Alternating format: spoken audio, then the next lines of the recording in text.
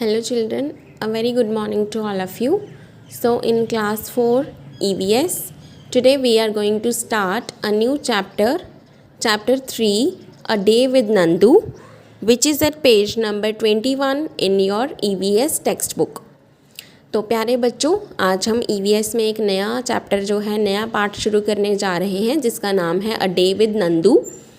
So let us start. Nandu wakes up.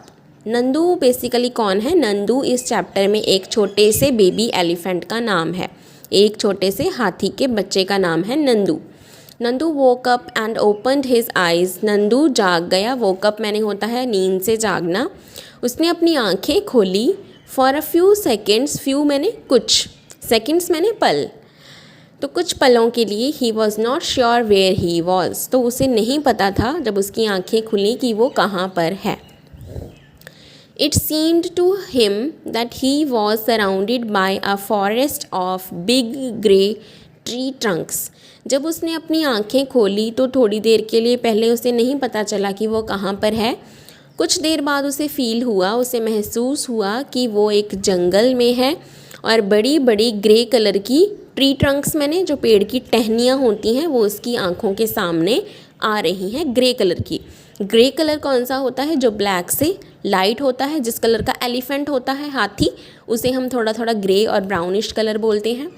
He blinked his eyes and looked around. Blinked मैंने आंखें झपकाना, पलकें झपकाना. उसने अपनी पलकें झपकाई और देखा अपने आसपास. ओह, देयर वॉज अम्मा.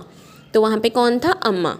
जो उसे बड़ी बड़ी ग्रे कलर की टहनियाँ लग रही थी पेड़ की, वो एक्चुअल में अम्मा थी. अम्मा का शरीर था, उनकी जो लेग्स थी, टांगें थी, वो थी. The grey forest that he had imagined he was in was actually the legs and trunks of his family members. तो अभी मैंने आपको बोला कि ग्रे कलर कौन सा होता है? जो एलिफेंट का कलर होता है, ठीक है. तो जो बड़ी बड़ी उनको ट्री ट्रंक्स लग रही थी कि ये जो है पेड़ की टहनियाँ हैं, वो एक्चुअली में क्या थी? उनकी जो फैमिली है उनके बॉडी पार्ट्स थे. जैसे हम बेड पे सोते हैं, कभी कभी सोने के बाद हमारी जो लेग्स हैं वो हमारे साथ जो सो रहा होता है, जैसे हमारी मम्मा सो रही हैं उनके पास चली जाती हैं, हमारे हाथ कहीं और चले जाते हैं, रात को हम बेड पे ऐसे घूमते रहते हैं. तो उसी तरह से जो नंदू था, जब उसने अपनी आंखें खोली तो क्या फ़ील किया कि उनके जो फैमिली मेम्बर्स हैं उनकी लेग्स जो हैं, उनके ट्रंक्स जो हैं वो आसपास ऐसे आए हुए हैं, ऊपर उनकी आंखों के सामने एक दूसरे के ऊपर वो चढ़कर सो रहे हैं. तो उनको लगा पहले तो कि ये एक पेड़ की टहनियाँ हैं, लेकिन असल में वो कौन थे? रियल में वो उनके फैमिली मेम्बर्स थे. The sun was overhead and it was getting hot. Overhead का मतलब है कि सूरज पूरा निकल चुका था, धूप पूरी निकल चुकी थी और धीरे धीरे गर्मी जो है वो हो रही थी, क्योंकि जैसे जैसे सूरज निकलता है, जैसे जैसे दिन समय निकलता है, उसी तरह गर्मी भी बढ़ती है. नानी माँ ट्रम्पेटेड. अब ट्रम्पेटेड का मीनिंग क्या होता है? जैसे लायन रोर करता है, जो शेर है वो गरजता है, डॉग जो है वो बार्क करता है, ठीक है, भौंकता है. इसी तरह से कैट जो है वो म्यों म्यों करती है. उसी तरह से जो एलिफेंट्स होते हैं वो ट्रम्पेट करते हैं. एलिफेंट की आवाज़ को ट्रम्पेट साउंड बोलते हैं. Made a loud sound. अभी कुछ बच्चों ने आप में से जो हाथी है उसकी साउंड सुनी होगी, आवाज़ सुनी होगी, तो वो अपनी सूंड को ऊपर उठा के ज़ोर से एक ट्रम्पेट साउंड देते हैं. नानी माँ is the oldest in this heard of elephants. Oldest का मतलब कौन होता है? जो सबसे उम्र में बड़ा है, ठीक है, जो सबसे बुज़ुर्ग है, उम्र में, एज में सबसे बड़ा है. तो हर्ड ऑफ एलिफेंट्स, जैसे हमारी एक पूरी क्लास बैठी होती है 40 स्टूडेंट्स की, तो हम उसे क्या बोलते हैं? ग्रुप या क्लास. ऐसे ही बहुत सारे जो फौजी हैं वो इकट्ठे जा रहे होते हैं तो हम क्या बोलते हैं? आर्मी. तो इसी तरह से जब हाथियों का एक बड़ा सा ग्रुप जा रहा होता है, झुंड जा रहा होता है, तो हम उन्हें क्या बोलते हैं? हर्ड. एलिफेंट्स के ग्रुप को बोलते हैं heard. She started moving towards the jungle. तो नानी माँ हाथियों में से, उनकी फैमिली में से सबसे बड़ी है. उन्होंने ज़ोर से ट्रम्पेट साउंड दी कि सभी उठ जाओ, और वो जंगल की तरफ चलने लगी. The other female elephant saw her and started to follow her. Nandu also went with them. तो उनके ग्रुप में जो बाकी की फ़ीमेल एलिफेंट्स थी, जिन्हें हम हिंदी में हथिनी बोलते हैं, वो जो थी, जब उन्होंने नानी माँ को जंगल की तरफ जाते देखा तो वो उनके पीछे पीछे चलने लगी और नंदू अभी छोटा था तो वो भी अपनी माँ के साथ, नानी के साथ और बाकी फैमिली मेम्बर्स के साथ उनके साथ साथ जाने लगा। पेज नंबर 22 पे अभी हम आ चुके हैं, रीड कर रहे हैं। When they reached the jungle, the members of the herd started spreading out. अभी वो जैसे आप अपने अपने स्कूल में गेम पीरियड के लिए बाहर जाते हैं, आपके टीचर्स आपको गेम पीरियड में पार्क में, ग्राउंड में लेके जाते हैं, प्ले ग्राउंड में, तो आप वहाँ पे पहुँच के अलग अलग हो जाते हैं।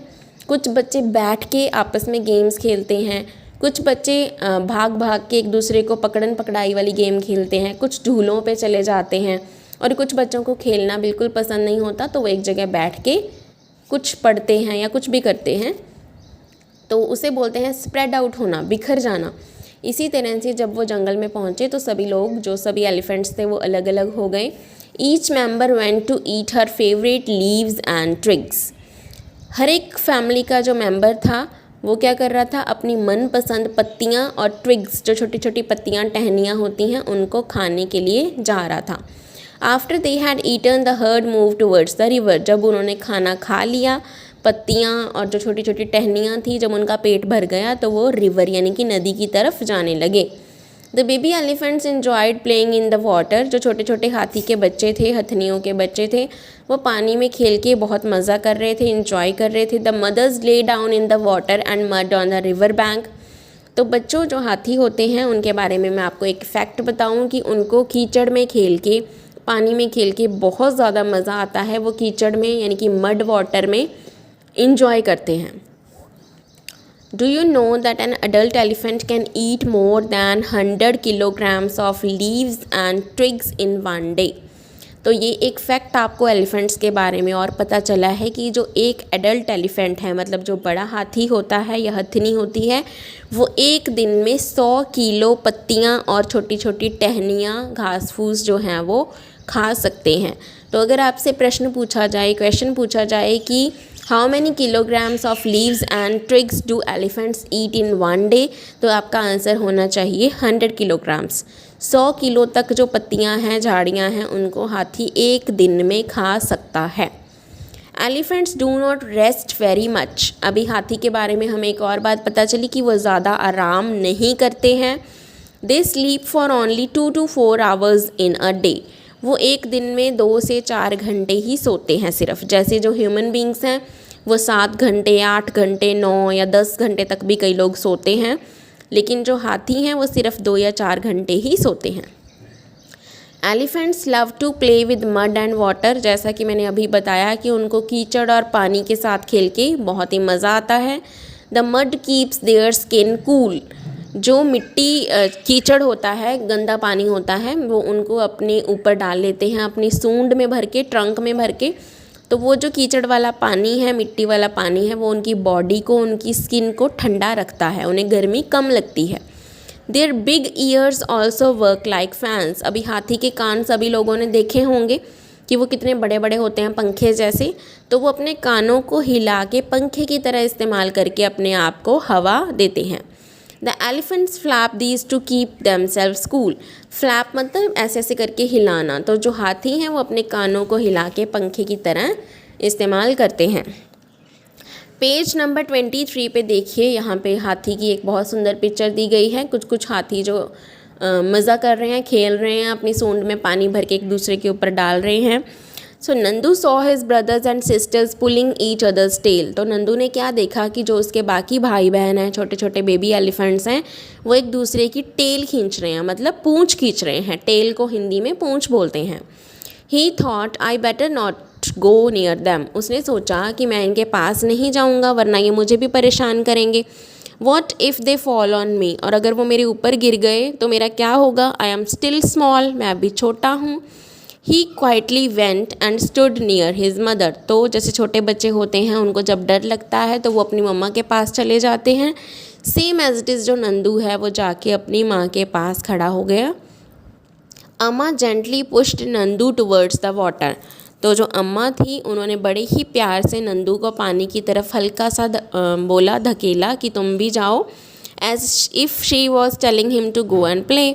तो जैसे हम बोलते हैं अपने बच्चे को कि आप भी बाकी बच्चों के साथ जाके खेलो, तो उसी तरह से अम्मा ने उसे बोला कि तुम भी जाओ और अपने बाकी भाई बहनों के पास जाके खेलो। Nandu loved to play in the water. Nandu चला गया, फिर उसे पानी में खेल के बहुत ही मज़ा आया। His cousins were already there. जो उनके बाकी भाई बहन थे, कज़न्स थे, वो वहाँ पे थे। Just as he reached near a strong fountain of water fell on his head.